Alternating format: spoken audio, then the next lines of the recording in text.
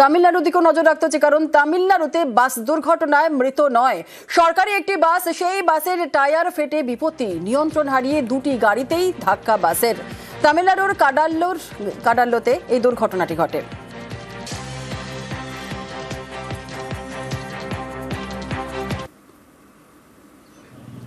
তামিলনাড়ুতে বাস দুর্ঘটনায় মৃত নয় সরকারি বাসের টায়ার ফেটে বিপত্তি, নিয়ন্ত্রণ হারিয়ে দুটি গাড়িতে ধাক্কা বাসের। তামিলনাড়ুর কাডাল্লোরে দুর্ঘটনা। ঢাকায় চার্চের সামনে বিস্ফোরণ, নিহত এক, এবং বাংলাদেশ নিরাপদ নয় কোনো সংখ্যালঘু। এতদিন ধরে হিন্দুদেরকে মারা হচ্ছিল, কিন্তু এবার টার্গেট খ্রিস্টানরা। আমরা কথা বলবো, আমাদের সঙ্গে রয়েছেন আমাদের প্রতিনিধি বিশ্বজিৎ সাহা। বিশ্বজিৎ, ঢাকার মগবাজারে চার্চের সামনে টার্গেট করা হচ্ছে খ্রিস্টানদের, চার্চের সামনেই টার্গেট করে বোমা, আর এই ঘটনায় চার্চের সামনে বিস্ফোরণে নিহত হয়েছেন একজন।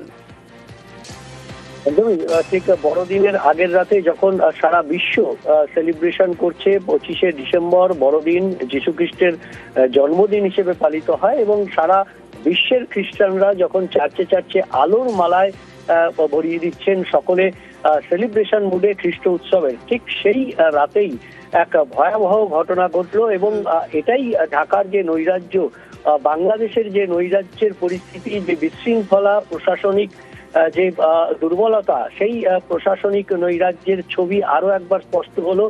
একদম ঢাকা শহর, রাজধানী ঢাকা শহরের উপকণ্ঠ যে মগবাজার, সেখানে মুক্তিযোদ্ধা সংসদ কেন্দ্রীয় কমান্ড কাউন্সিলের ঠিক সামনেই যে চার্চ রয়েছে, সেই চার্চের সামনেই বোমা এসে পড়ে। একেবারে ফ্লাইওভার থেকে দুষ্কৃতীরা বোমা ছোড়ে, এবং সেই বোমা এক যুবকের মাথায় এসে পড়ে, এবং শ্যাম মজুমদার তিনি ঘটনাস্থলেই কার্যত মারা যান বলে সূত্রের খবর, এবং তার মরদেহ রাখা হয়েছে, এবং সেই মরদেহ আজ পোস্টমর্টেম করা হবে।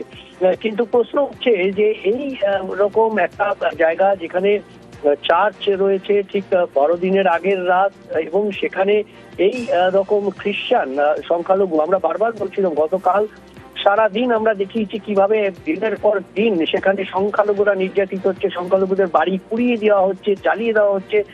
গতকালও আমরা সারাদিন সেই খবর দেখিয়েছি যে চট্টগ্রামে গ্রামের পর গ্রাম সেখানে জ্বালিয়ে দেওয়া হচ্ছে, হিন্দুদের বাড়ি জ্বালিয়ে দেওয়া হচ্ছে, এমনকি নৃশংসভাবে দরজা বন্ধ করে সেখানে আগুন দেওয়া হচ্ছে দুষ্কৃতীরা, যাতে যৌতুকগৃহ তৈরি হয় এবং যাতে প্রাণহানি হয়। এবার আরো এক সংখ্যালঘু অর্থাৎ খ্রিস্টানদের উপর আক্রমণ। খ্রিস্টানদের এই আক্রমণে প্রথম নয়, সংখ্যালঘু খ্রিস্টানদের উপর বাংলাদেশে এই আক্রমণ 2 মাস আগেও হয়েছে। অর্থাৎ ঘটনার পুনরাবৃত্তি হচ্ছে, কিন্তু প্রশাসন নির্বিকার, কোথাও কোনো দুষ্কৃতী ধরা পড়ছে না। সেই জন্যই এই দুষ্কৃতী রাজ চলছে ঢাকা শুধু নয়, বাংলাদেশ জুড়ে বিভিন্ন জায়গায়, চট্টগ্রাম থেকে শুরু করে ঢাকা, বিভিন্ন জায়গায় দুষ্কৃতী রাজ। ঢাকা প্রশাসন বলে কিছু নেই, বাংলাদেশে প্রশাসন বলে কিছু নেই বলেই মনে হচ্ছে, কারণ যেভাবে সংখ্যালঘুদের উপর আক্রমণ, কারণ প্রশাসনের অন্যতম কর্তব্য সংখ্যালঘুদেরকে প্রথম প্রোটেক্ট করা, সেই সংখ্যালঘুরা বারবার আক্রমণ করছে, হিন্দু খ্রিস্টান সমস্ত সংখ্যালঘুরা কার্যত নিরাপদ নয়। আর বাংলাদেশে এমন বার্তাটাই উঠে আসছে, এমন পরিস্থিতি উঠে আসছে। ধন্যবাদ। তো এখান থেকে মারার উদ্দেশ্য হচ্ছে এটা প্যানিক সৃষ্টি করা, যে জনমনে যেন আতঙ্ক সৃষ্টি হয়। এখান থেকে ইতিপূর্বেও বেশ কয়েকবার এরকম ককটেল কিন্তু মেরেছে। এই ককটেলগুলোর সাধারণত খুব বেশি ক্ষতি হওয়ার সম্ভাবনা কম, তখন যখন মাটিতে পড়ে এটা হয়তো বা যে ওদের যে ছোট ছোট স্প্লিন্টারগুলো আছে, এগুলো মানুষের ক্ষতি হইতে পারে, যে পায়ে টায়ে লাগতে পারে, কিন্তু এভাবে এই যে মাথায় লাগার কারণে যেটা হয়েছে এটা একটু এক্সেপশনাল আর কি। তো এটার মাথায় লাগার কারণে এটা বড় ধরনের একটা দুর্ঘটনা ঘটে গেছে। ফিরছেন তারেক, ইউনিস কি চাপে? 17 বছর পর ফিরছেন তারেক রহমান। আজ বাংলাদেশে ফিরছেন বিএনপি নেতা তারেক, খালেদা জিয়ার ছেলে তারেক রহমান। লন্ডন থেকে ফিরছেন তারেক রহমান, হিথ্রো এয়ারপোর্ট দিয়ে রওনা তারেকের। ফিরছেন তারেক, ইউনিস কি চাপে রয়েছেন? 17 বছর পর ফিরছেন তারেক রহমান। আজও বাংলাদেশে ফিরছেন বিএনপি নেতা তারেক, খালেদা জিয়ার ছেলে তারেক রহমান। লন্ডন থেকে ফিরছেন তারেক রহমান, হিথ্রো এয়ারপোর্ট দিয়ে রওনা তারেকের। 17 বছর পর বাংলাদেশে ফিরছেন বিএনপির ভারপ্রাপ্ত চেয়ারম্যান তথা খালেদা জিয়ার ছেলে তারেক রহমান। এতে আরও চাপে মোহাম্মদ ইউনূস।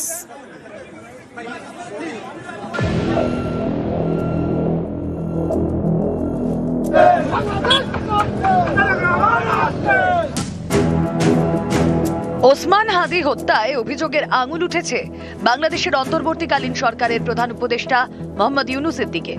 ইউনূসের চাপ আরো বাড়িয়ে বৃহস্পতিবার বাংলাদেশে ফিরছেন বিএনপির ভারপ্রাপ্ত চেয়ারম্যান তথা খালেদা জিয়ার ছেলে তারেক রহমান।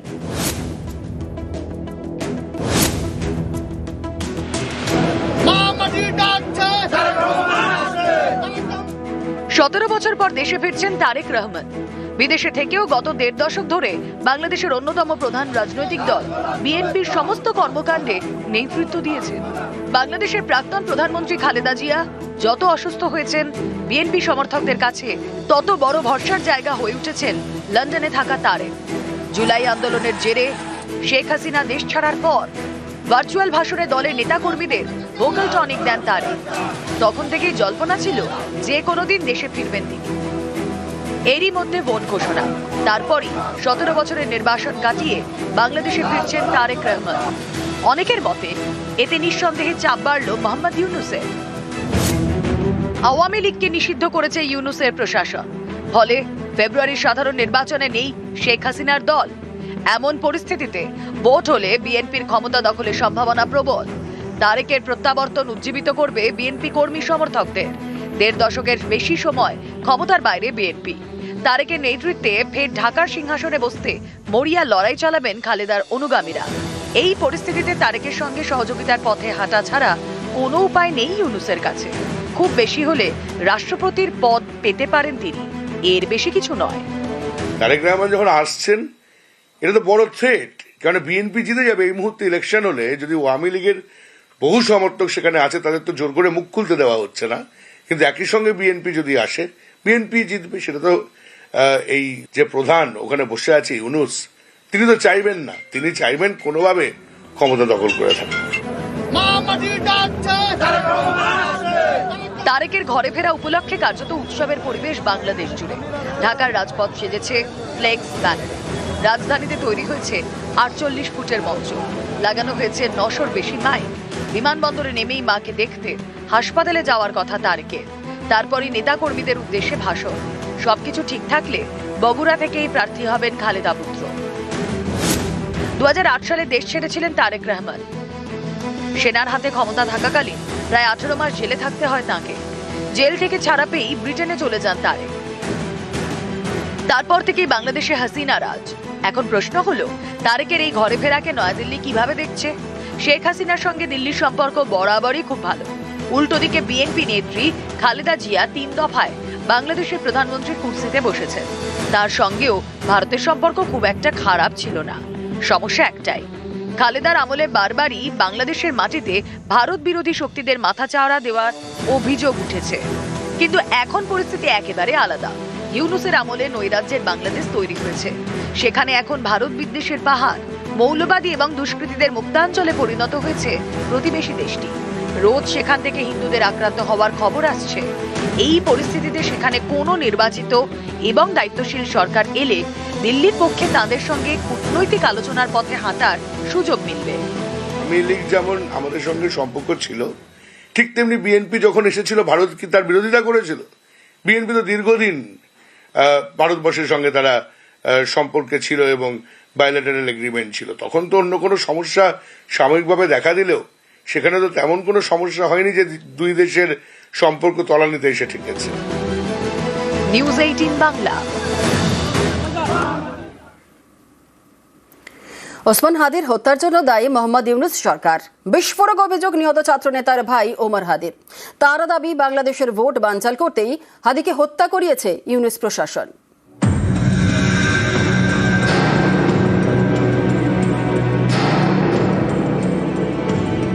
আপনারাই ওসমান হাদিকে হত্যা করিয়েছেন, আবার আপনারা এটাকে ইস্যু করে নির্বাচন বানচাল করার চেষ্টা করতেছেন। ওসমান হাদির বিচার যদি না হয়, আপনারাও একদিনে বাংলাদেশ থেকে পালাতে বাধ্য হবেন।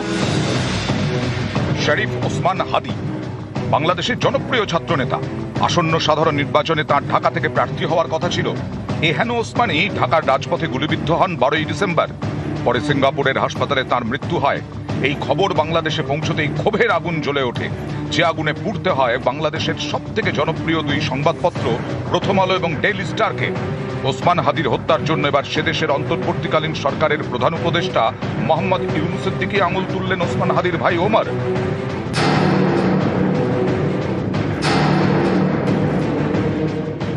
আপনারাই ওসমান হাদিকে হত্যা করিয়েছেন, আবার আপনারা এটাকে ইস্যু করে নির্বাচন বানচাল করার চেষ্টা করতেছেন। আপনারা যারা রাষ্ট্র ক্ষমতায় থাকাকালীন অবস্থায় ওসমান হাদিকে হত্যা করা হয়েছে, এই হত্যার দায় আপনারা এড়াতে পারবেন না। আপনাদেরও বিচার হবে। ওসমান হাদির বিচার যদি না হয়, আপনারাও একদিনে বাংলাদেশ থেকে পালাতে বাধ্য হবেন। বাংলাদেশের কোটি কোটি মানুষ ওসমান হাদির বিচারের অপেক্ষায় আছে। এই হত্যার দায় আপনারা এড়াতে পারবেন না। ওসমান হাদি ছিলেন ভারত বিরোধী, তাই শুরুতে হাদি হত্যার দায় ভারতের ঘাড়ে চাপানোর চেষ্টা করে বাংলাদেশের মৌলবাদীরা। এমনও রটিয়ে দেওয়া হয় যে হাদির হত্যাকারীরা নাকি ভারতে পালিয়ে এসেছে, যদিও পরে বাংলাদেশ পুলিশ জানায় এমন কোনো তথ্য তাদের কাছে নেই। শেষ অবস্থানটা সুনির্দিষ্টভাবে আমাদের কাছে এভাবে তথ্য নাই। আমরা নানাভাবে আমাদের তদন্তকারী অফিসাররা, আমাদের গোয়েন্দারা চেষ্টা করে যাচ্ছে আসামি বর্ডার পার হয়ে চলে গেছে কিনা। আমরা এখনো কনফার্ম হতে পারিনি যে সে হয়ে চলে গেছে। যত সময় যেতে থাকে ততই পরিষ্কার হতে থাকে ছবিটা। সামনে আসতে শুরু করে হাদির একের পর এক ভাষণ, যেখানে ইউনূসের উপদেষ্টাদের তুলোধনা করছেন তিনি।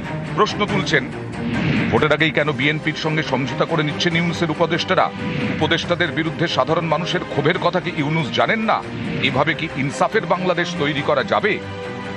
মিনিমাম 100 রিকশাওয়ালার সাথে কথা বলেছি গতকাল পর্যন্ত। প্রত্যেকে বলে এই উপদেষ্টাদেরকে তারা বিশ্বাস করে না, কিন্তু ইউনূস বেটা ভালো।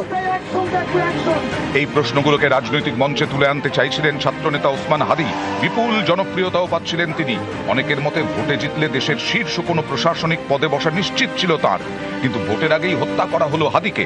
শুধু হাদি নন, সম্প্রতি গুলি করা হয়েছে আরেক ছাত্রনেতাকে। তবে কি গোটাটাই ভোট বানচাল করার ছক?